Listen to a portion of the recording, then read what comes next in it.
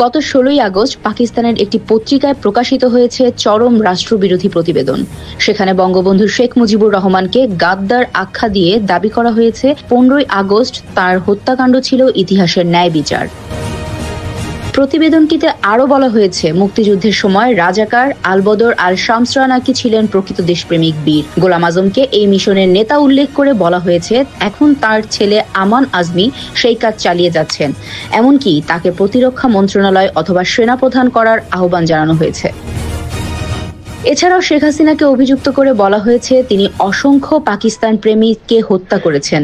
আর এখন যেহেতু বঙ্গবন্ধু ও শেখ হাসিনা কেউ নেই, তাই বাংলাদেশের উচিত দ্রুত পাকিস্তানের সঙ্গে একীভূত হওয়া। প্রতিবেদনে প্রেসিডেন্ট জিয়া ও খন্দকার মুস্তাককে বঙ্গবন্ধু হত্যার মূল পরিকল্পনাকারী হিসেবে প্রশংসা করা হয়। জিয়াকে বলা হয় সত্যিকারের দেশপ্রেমিক, যিনি কখনো পাকিস্তান ভাঙার ষড়যন্ত্রে ছিলেন না এবং কাশ্মীরে যুদ্ধ করেছিলেন। সবচেয়ে বিস্ময়কর বিষয় হলো, এমন ভয়াবহ স্বাধীনতা বিরোধী প্রতিবেদন প্রকাশিত হলেও বর্তমান অবৈধ সরকার কোনো প্রতিবাদ জানায়নি। নীরব রয়েছে জামায়াতে ইসলামও। এমন বাস্তবতায় সাধারণ জনগণ প্রকাশ্যে বলছে, বাংলাদেশের প্রতি প্রকৃত দেশপ্রেম দেখিয়েছে কেবল আওয়ামী লীগই, অন্য কোনো রাজনৈতিক দল নয়, যা এখন দিবালোকের মতো পরিষ্কার। Desk report, বিবাংলা.net।